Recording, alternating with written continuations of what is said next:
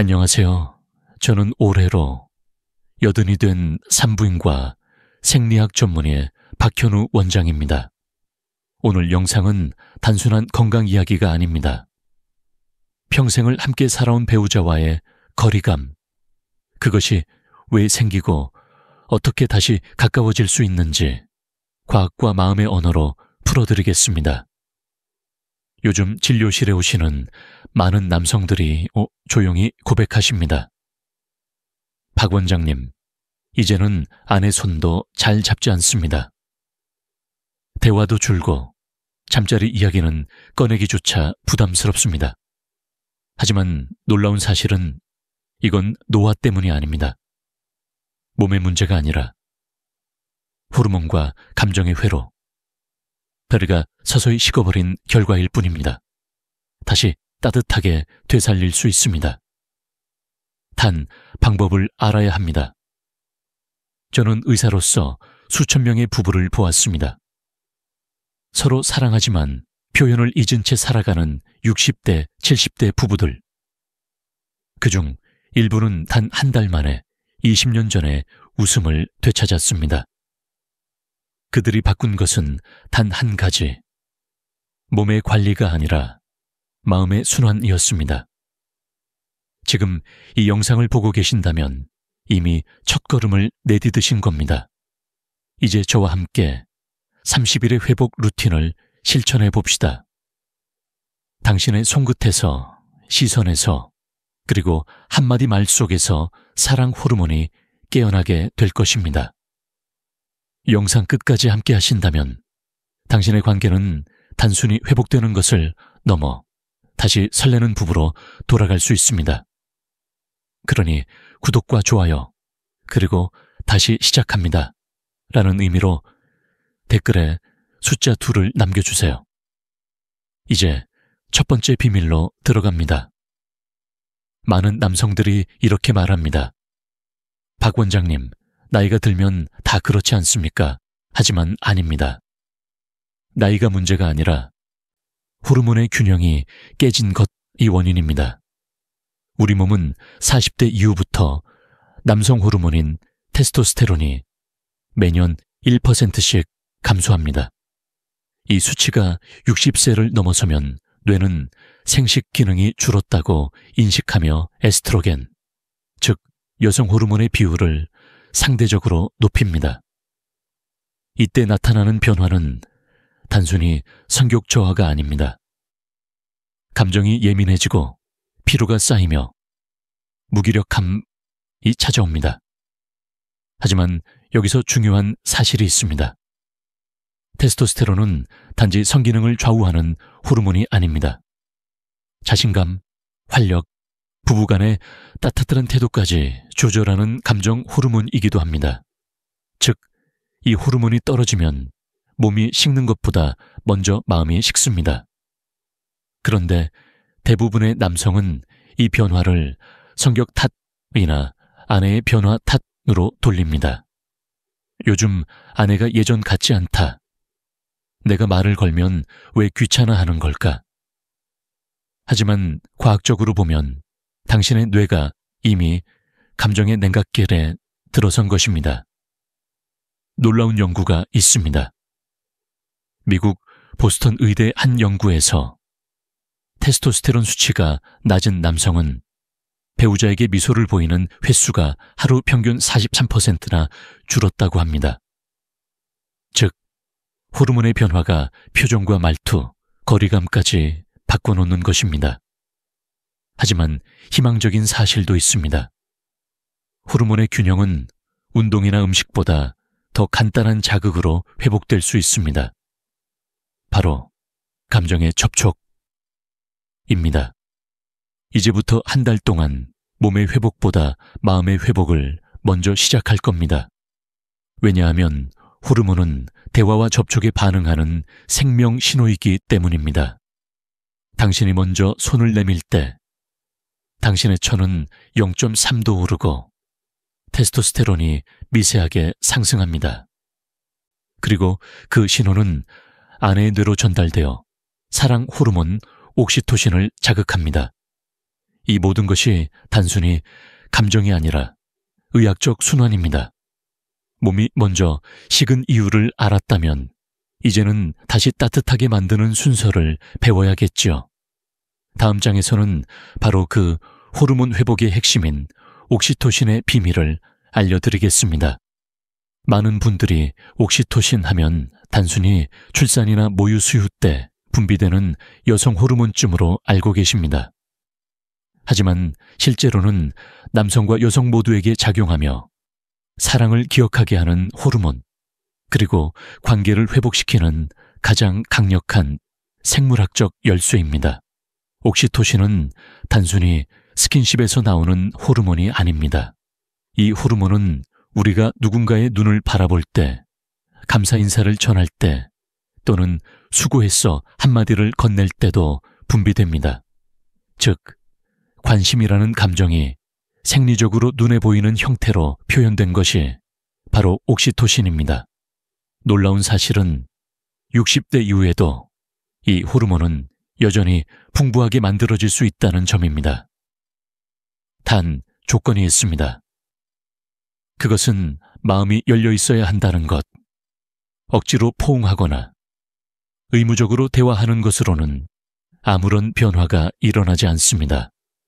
진심이 느껴질 때 옥시토신의 분비량은 3배 이상 늘어난다는 연구 결과도 있습니다. 스탠퍼드 의대의 한 실험에서 65세 이상 부부 30쌍을 대상으로 매일 30초 이상 손을 잡고 눈을 맞추며 대화하는 습관을 한 달간 실천하게 했습니다. 그 결과 남성의 혈중 테스토스테론 수치가 평균 12% 상승했고 아내의 옥시토신 수치도 20% 이상 높아졌습니다. 흥미로운 것은 이들의 대부분이 감정이 다시 살아났다고 응답했다는 것입니다. 왜 그럴까요? 인간의 뇌는 감정의 접촉을 위험이 없는 안정 신호로 인식하기 때문입니다. 따뜻한 손, 진심 어린 말, 짧은 시선 교환. 이 모든 행동이 교감신경을 안정시키고 혈관을 확장시켜 산소와 영양이 다시 순환하게 만듭니다. 결국 감정의 거리와 혈류의 거리 반원은 같은 선 위에 있다는 뜻입니다. 여기서 한 가지 흥미로운 논쟁이 있습니다. 일부 학자들은 옥시토신이 지나치면 의존성을 높인다고 주장하지만 최근 연구는 오히려 중령이 이후에 옥시토신 자극은 회복력, 레시렌스를 높인다는 쪽으로 기울고 있습니다. 즉, 적절한 감정 자극은 정신적 면역력을 강화한다는 뜻이지요. 자, 이제 당신도 알게 되었습니다. 부부가 다시 가까워지기 위해서는 대화나 시간보다 먼저 호르몬의 문을 열어야 합니다. 그 첫걸음이 바로 옛손의 대화입니다. 다음 장에서는 실제로 제가 30년간 진료하며 가장 많은 부부가 변화를 느꼈던 손의 대화 루틴을 구체적으로 알려드리겠습니다. 당신의 손끝이 다시 아내의 마음을 두드리게 될 것입니다. 제가 진료실에서 가장 먼저 권하는 회복 루틴은 의외로 간단합니다. 그것은 바로 손으로 대화하기입니다. 이 단순한 행동이 왜 그렇게 강력할까요? 그 이유는 손끝이 바로 신경의 끝이자 감정의 시작점이기 때문입니다. 우리 손에는 약 11,000개의 감각, 수용체가 있습니다. 이 신경들이 뇌의 시상합으로 신호를 보낼 때 옥시토신과 세로토닌이 동시에 분비됩니다. 그래서 손을 잡는다는 행위는 단순히 따뜻함을 전하는 것이 아니라 서로의 뇌를 안정 모드로 전환시키는 과학적 행동입니다. 한 70대 부부의 사례를 말씀드리겠습니다. 남편은 퇴직 후 점점 말수가 줄고 아내는 외로움으로 병원을 찾았습니다. 제가 권한 건 약이나 상담이 아니라 단 한 가지, 매일 잠자기 전 손을 잡고 30초 동안 아무 말도 하지 마세요. 한 달 뒤 그들은 눈물을 흘리며 이렇게 말했습니다. 이제 손만 잡아도 서로의 마음이 느껴집니다. 그 30초 동안 몸 안에서는 엄청난 일이 벌어집니다. 손끝의 온도는 0.4도 상승하고 뇌의 편도체 활성도가 낮아집니다. 이는 불안과 긴장을 줄이고 상대의 표정을 긍정적으로 해석하게 만드는 감정회복 반응입니다. 즉, 부부가 다시 이해하게 되는 첫 순간은 대화가 아니라 손끝에서 시작됩니다. 여기서 제가 드리고 싶은 포인트는 하나입니다. 먼저 잡는 사람이 더 건강해진다. 테스토스테론과 옥시토신은 상호작용 관계에 있습니다. 당신이 먼저 손을 잡을 때 뇌는 내가 주도하고 있다는 안정감을 느끼며 남성 호르몬을 분비합니다. 이것이 바로 사랑과 생리학이 만나는 지점입니다. 그렇다면 어떻게 실천해야 할까요? 첫째, 잠자기 10분 전. 대화 대신 손을 잡고 눈을 맞추세요. 둘째, 말하지 말고 호흡을 맞추세요. 셋째, 아내의 손을 감싸며 오늘도 수고했어요. 한마디만 하세요. 이 간단한 3단계가 당신의 뇌 회로를 새롭게 연결합니다. 처음 며칠은 어색할 수 있습니다.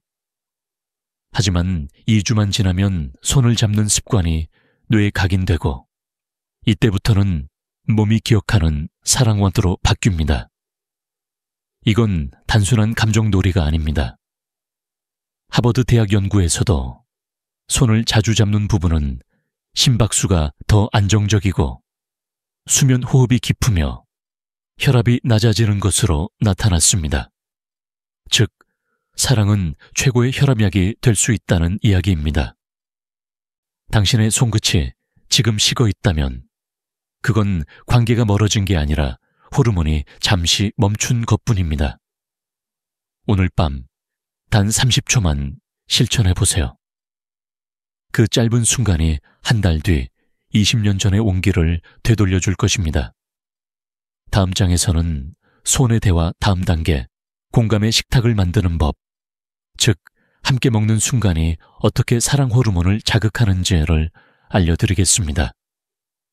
같이 밥을 먹지만 대화는 없습니다. 진료실에서 부부가 가장 자주 하는 말입니다. 식탁은 원래 사랑이 피어나는 공간이지만 어느 순간부터 침묵의 전쟁터가 되어버렸습니다. 하지만 제가 40년 넘게 본 결과 식탁을 다시 따뜻하게 만드는 것만으로도 부부관계의 70%는 회복됩니다. 왜냐하면 공감과 음식은 같은 뇌 영역을 자극하기 때문입니다. 당신이 음식을 맛볼 때 활성화되는 부위가 바로 보상중추, 누츠르트 에쿰벤스인데 놀랍게도 상대의 이야기를 공감하며 들을 때도 같은 부분이 빛납니다. 즉, 따뜻한 식사는 감정의 대화이자 호르몬의 대화입니다. 제가 한 부부에게 제안한 방법은 이렇습니다. 매일 저녁 TV를 끄고 휴대폰을 멀리 두세요. 그리고 단 한 문장으로 시작하세요. 오늘 하루는 어땠어요? 이 짧은 질문 하나가 옥시토신을 자극하고 상대의 감정을 진심으로 듣는 태도는 세로토닌의 분비를 촉진합니다. 이 두 호르몬은 스트레스 호르몬인 코르티솔을 억제해 결국 대화만으로 혈압을 낮추는 효과를 냅니다. 한 달 동안 이 습관을 실천한 부부들은 공통적으로 이렇게 말했습니다. 식탁이 다시 가족의 시간으로 돌아왔어요. 이제는 밥 먹는 게 기다려집니다. 심지어 어떤 분은 20년 만에 손으로 반찬을 떠주기 시작했다고 합니다. 그 작은 행동 하나가 몸 안의 사랑의 회로를 재가동시킨 순간이었습니다. 물론 처음엔 쉽지 않습니다. 서로의 말투나 표정 때문에 대화가 어긋날 수도 있습니다. 하지만 중요한 건 맞서는 것이 아니라 맞이하는 것입니다. 음식의 맛보다 중요한 건 그 자리의 온기입니다. 이쯤에서 재미있는 과학적 사실 하나를 말씀드리죠. 같은 음식을 함께 먹는 사람은 그렇지 않은 사람보다 상대의 말을 25% 더 신뢰하고 기억률도 2배 높다고 합니다. 즉, 함께 식사하는 행위 자체가 관계의 신뢰도를 높이는 뇌 회복 신호인 셈입니다. 또 한 가지 팁을 드리겠습니다. 식사 중에는 과거 이야기를 하지 말고 오늘의 감정만 나누세요. 당신이 오늘 웃는 걸 보니 나도 기분이 좋아요.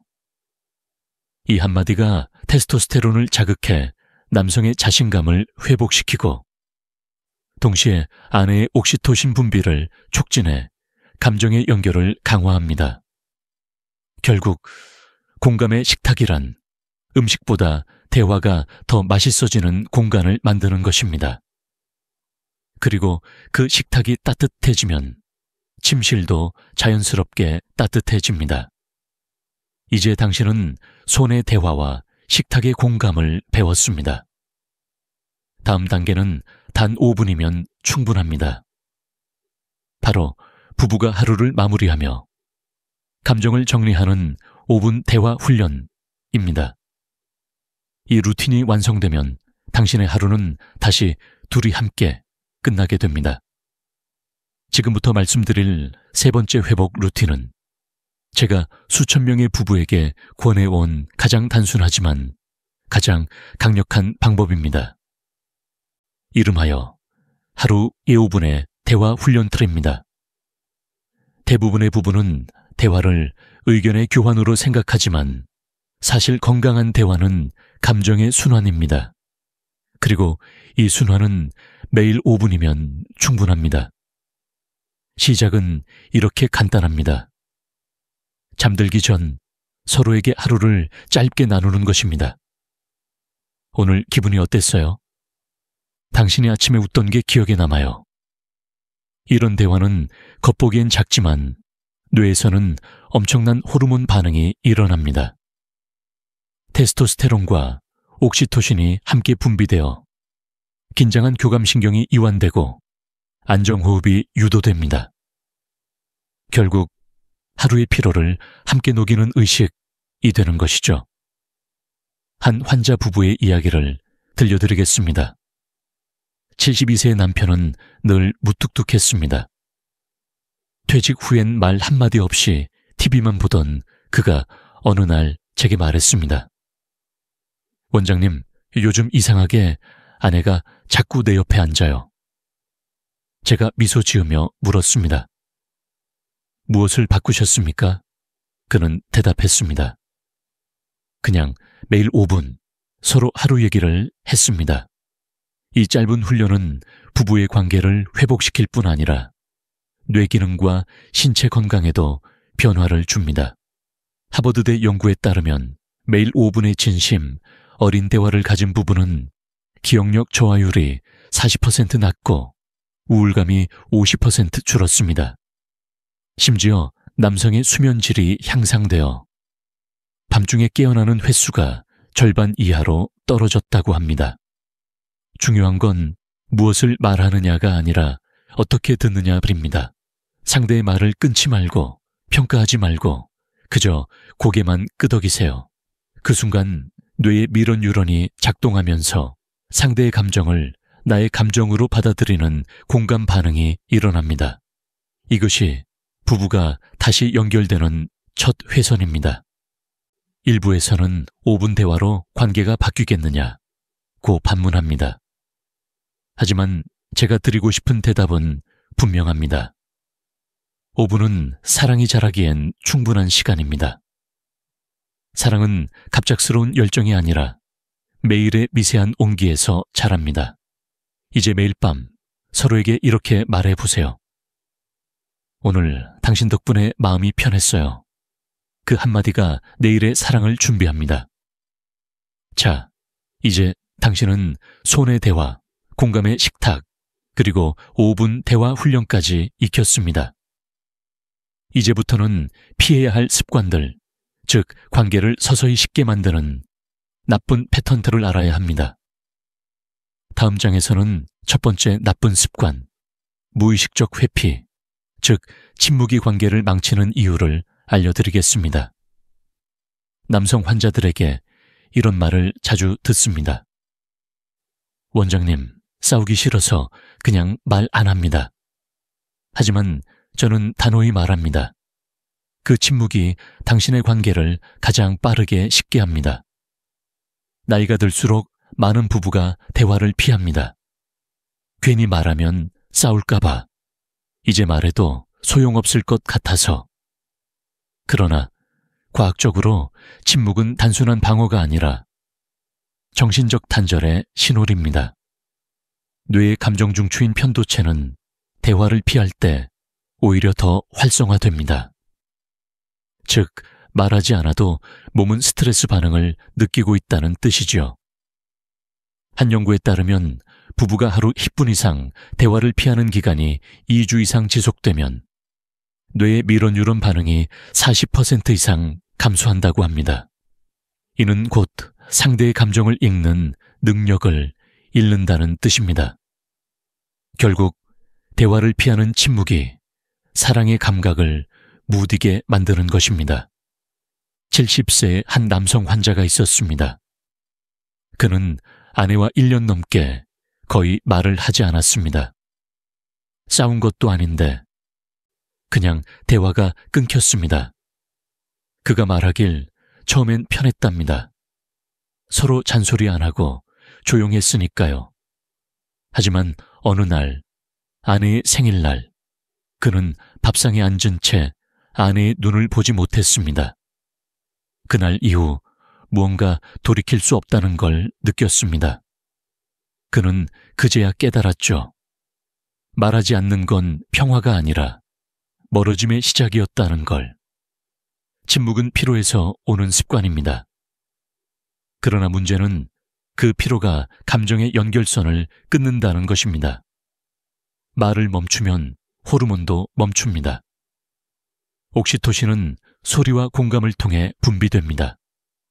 즉, 목소리를 내지 않으면 사랑 호르몬이 생성되지 않습니다. 당신의 말 한마디가 그만큼 생리적으로 중요한 이유입니다. 어떤 학자들은 침묵은 관계를 안정시키기도 한다고 주장하지만 그건 갈등이 폭발 직전인 부부에게만 일시적으로 유효합니다. 노년기 부부에게는 오히려 침묵이 더 큰 고립을 부릅니다. 이 시기에는 갈등보다 고립이 더 위험하기 때문이죠. 그렇다면 어떻게 해야 할까요? 대화가 막혔을 때는 주제를 고르지 말고 감정부터 말하세요. 요즘 내가 좀 외로운 것 같아요. 당신이 옆에 있어줘서 다행이에요. 이런 감정의 표현은 논쟁이 아니라 관계의 복구 신호입니다. 제가 자주 하는 말이 있습니다. 감정은 말로 흘려보내야 썩지 않습니다. 말을 하지 않으면 감정이 쌓이고 쌓인 감정은 결국 냉기가 됩니다. 혹시 오늘 저녁에도 침묵이 당신 곁에 앉아 있다면 그 침묵을 먼저 깨뜨리세요. 단 한마디라도 좋습니다. 오늘 하루는 어땠어요? 그 짧은 문장이 오래된 벽을 무너뜨릴 것입니다. 다음 장에서는 두 번째 나쁜 습관, 즉 건강만 챙기고 관계는 방치하는 남성들의 착각에 대해 말씀드리겠습니다. 요즘 남성 환자들을 보면 건강에 대한 관심은 그 어느 때보다 높습니다. 아침마다 운동하고 단백질 보충제 챙기고 혈압약도 꼬박꼬박 먹습니다. 그런데 정작 관계의 건강에는 관심이 없습니다. 몸은 단단해졌지만 마음은 점점 굳어져 갑니다. 한 68세 남성 환자가 있었습니다. 그는 혈압, 콜레스테롤, 체중까지 완벽히 관리하고 있었습니다. 그런데 어느 날 아내가 저에게 조용히 말했습니다. 박 원장님, 남편은 건강한데 집이 너무 조용해요. 그때 저는 깨달았습니다. 많은 남성들이 몸의 건강을 지키느라 관계의 순환을 잃고 있다는 사실을. 왜 이런 일이 생길까요? 남성의 뇌는 스트레스 상황에서 해결 중심권으로 작동합니다. 즉, 문제가 생기면 고치자, 관리하자로 접근합니다. 하지만 관계는 해결의 영역이 아니라 감정의 교류의 영역입니다. 아내가 요즘 외롭다고 말할 때 그 말을 내가 뭘 잘못했지로 해석하면 이미 감정의 문이 닫히는 겁니다.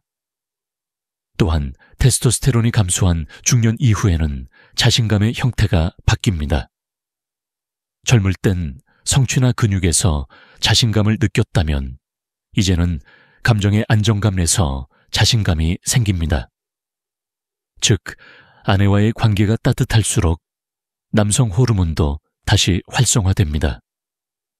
이건 단순한 심리 효과가 아니라 의학적 상호작용입니다. 실제로 독일의 한 연구에 따르면 배우자에게 정기적으로 애정 표현을 한 남성은 그렇지 않은 남성보다 테스토스테론 수치가 10% 높았다고 합니다. 그들은 약이나 운동이 아니라 감정의 유통으로 자신의 몸을 회복시킨 것이죠. 하지만 대부분의 남성은 이렇게 말합니다. 이 나이에 무슨 표현입니까? 쑥스럽습니다. 그러나 저는 단호히 말씀드립니다. 쑥스러움은 나이를 먹지만 감정은 늙지 않습니다. 건강을 챙기듯 관계에도 루틴이 필요합니다. 제가 권하는 간단한 실천법이 있습니다. 1. 운동 전후로 오늘도 함께 있어서 고맙다 라고 말하기.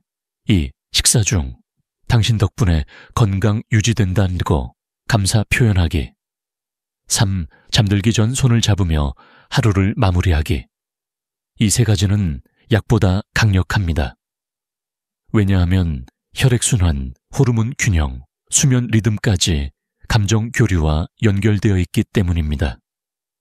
당신이 운동으로 심장을 강화하듯 관계에서도 감정의 심장 하모를 단련해야 합니다.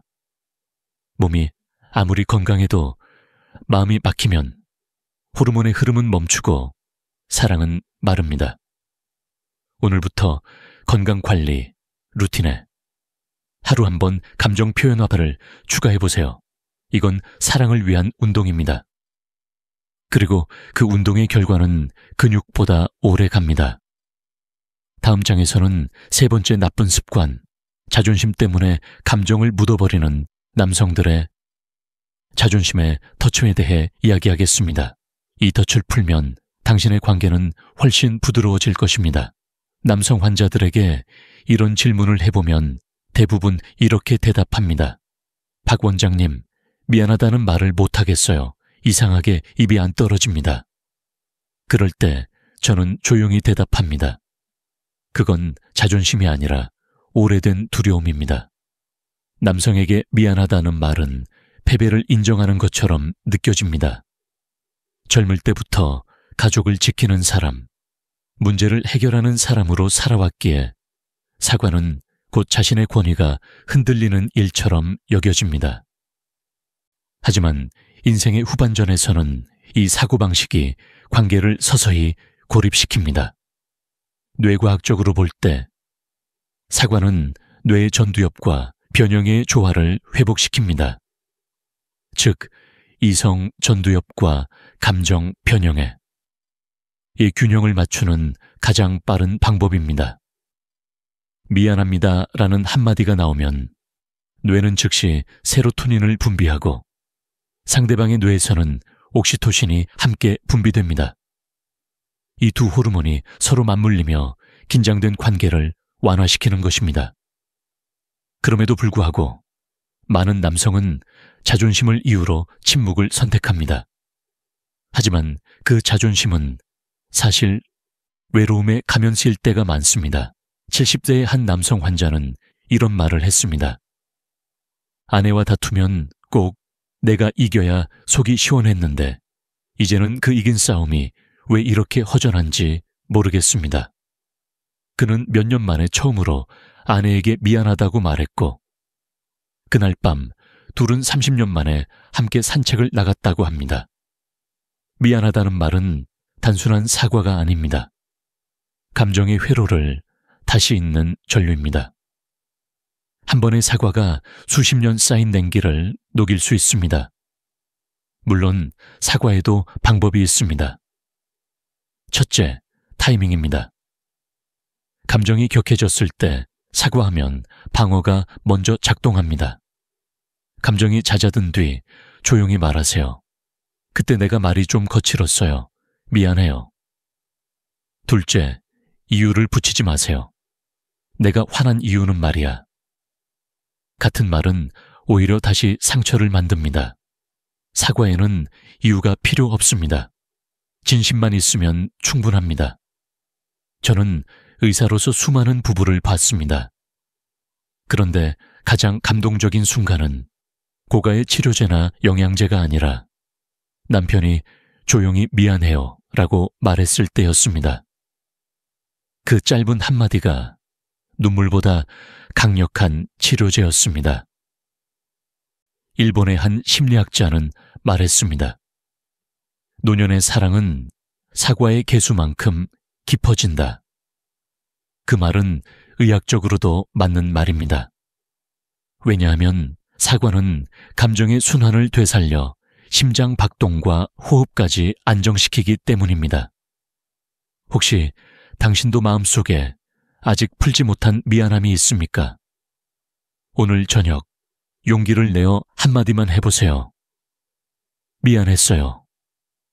그 말 한마디가 당신의 호르몬, 심장, 그리고 사랑을 다시 살릴 것입니다. 다음 장에서는 감정의 회복이 단지 마음의 문제가 아니라 혈액순환과 직접 연결된 과학적 현상임을 보여드리겠습니다. 감정이 회복되면 몸도 변합니다. 의사로서 저는 수많은 환자들을 보며 한 가지 사실을 확신하게 되었습니다. 감정의 회복은 피의 흐름과 같다는 것입니다. 즉, 한번 막히면 서서히 굳어가지만 다시 순환이 시작되면 온몸이 따뜻해집니다.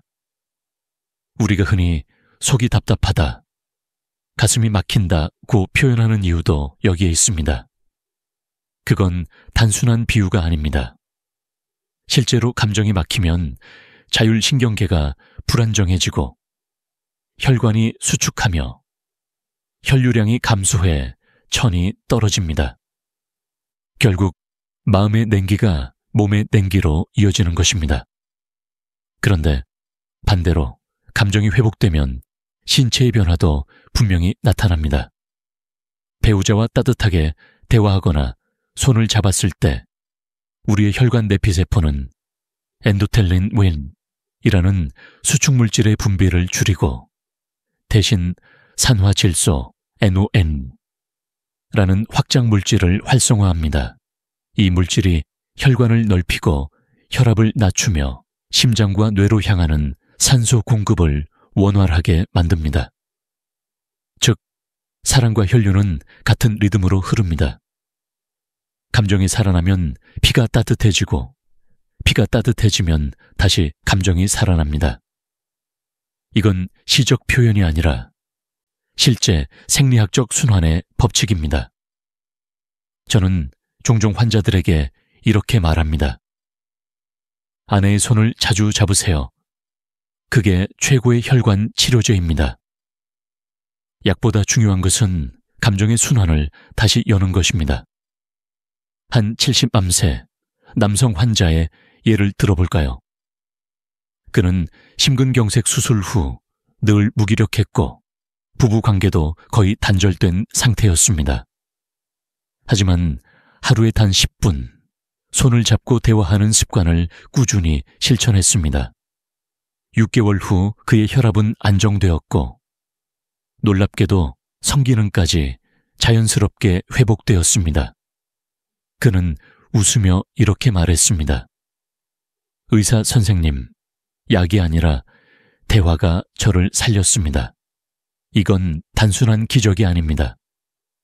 감정적 교류가 자율신경계의 밸런스를 복원시키기 때문입니다. 스트레스가 줄어들면 코르티솔이 감소하고 그 대신 옥시토신이 증가해 혈압을 낮추고 심장을 보호합니다.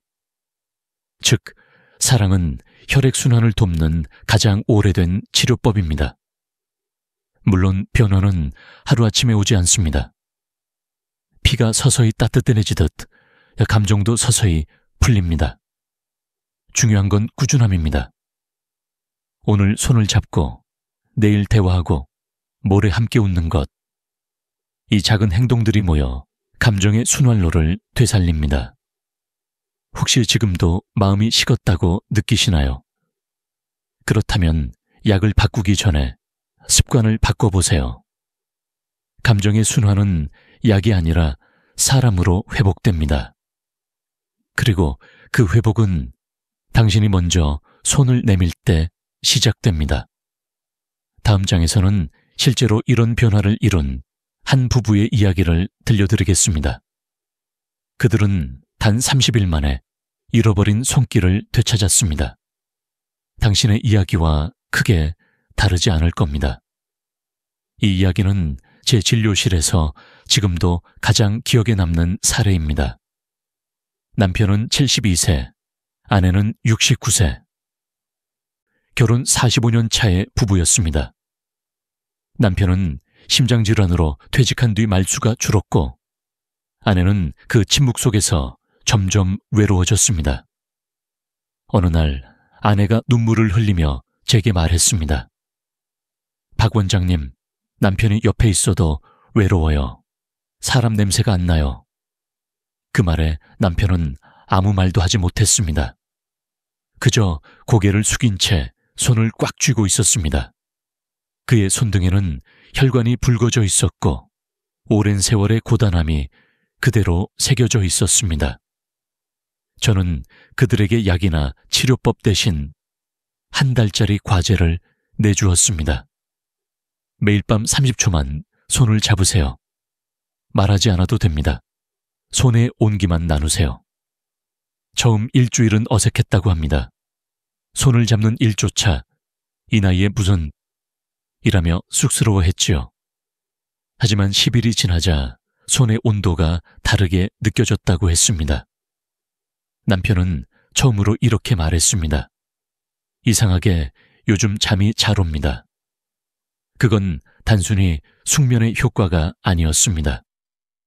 감정의 회복이 생리적으로 몸을 안정시킨 결과였죠. 한 달째 되던 날, 그 부부는 제 진료실을 다시 찾았습니다.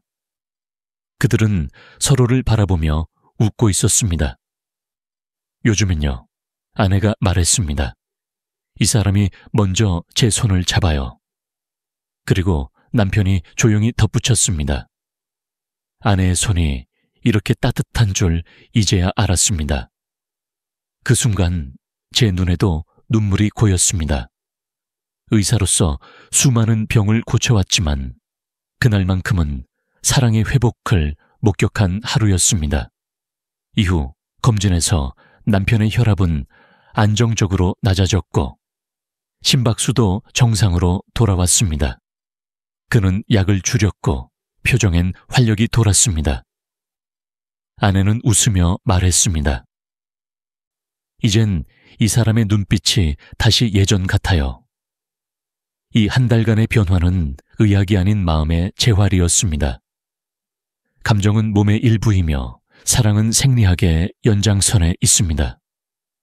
그 부부는 제게 이렇게 인사하며 돌아갔습니다. 박 원장님, 덕분에 다시 신혼으로 돌아간 기분입니다. 저는 대답했습니다. 신혼은 나이가 아니라 손의 온도로 결정됩니다. 당신도 할 수 있습니다. 그 부부처럼 약이 아닌 손으로, 말로, 시선으로 회복할 수 있습니다. 사랑은 훈련이며 감정은 근육입니다.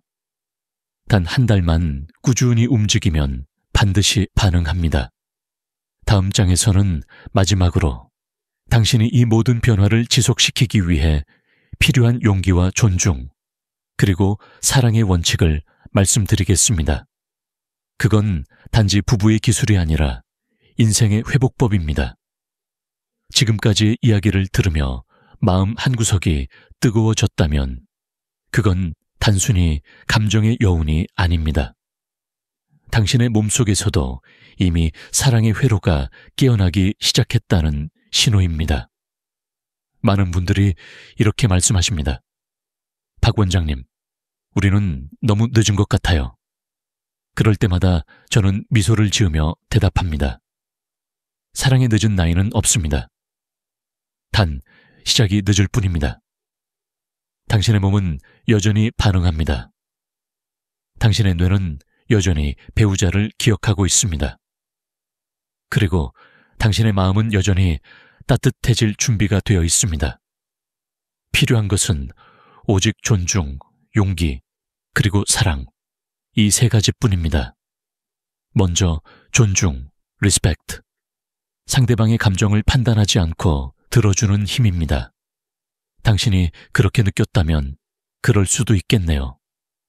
이 한마디가 마음의 문을 다시 열게 합니다. 존중은 대화를 부드럽게 만들고 관계를 오래가게 만듭니다. 둘째, 용기, courage. 나를 낮추는 용기, 먼저 손을 내미는 용기입니다. 이 용기는 자존심을 깎는 것이 아니라 사랑을 다시 세우는 행동입니다. 내가 먼저 손잡을게요. 그 단순한 행동이 관계의 전류를 다시 흐르게 만듭니다. 셋째, 사랑, love. 사랑은 감정이 아니라 습관입니다. 매일 5분, 매일 한마디, 매일 한 번의 터치, 이 작은 반복이 뇌의 회로를 바꾸고 몸의 리듬을 회복시킵니다. 결국 사랑은 훈련이고 훈련은 다시 살아가는 힘입니다. 제가 80이 된 지금도 여전히 배우자의 손을 잡습니다. 그 손은 이제 주름이 많지만 옹이는 여전합니다. 그 온기 덕분에 저는 오늘도 살아 있습니다. 의사로서 수많은 환자를 고쳤지만 사람을 살리는 건 약이 아니라 사람의 손이라는 걸 저는 믿습니다. 이 영상을 끝까지 보신 당신께 말씀드립니다. 당신은 고장 나지 않았습니다. 당신은 여전히 사랑할 수 있습니다. 당신은 지금 이 순간에도 회복 중입니다.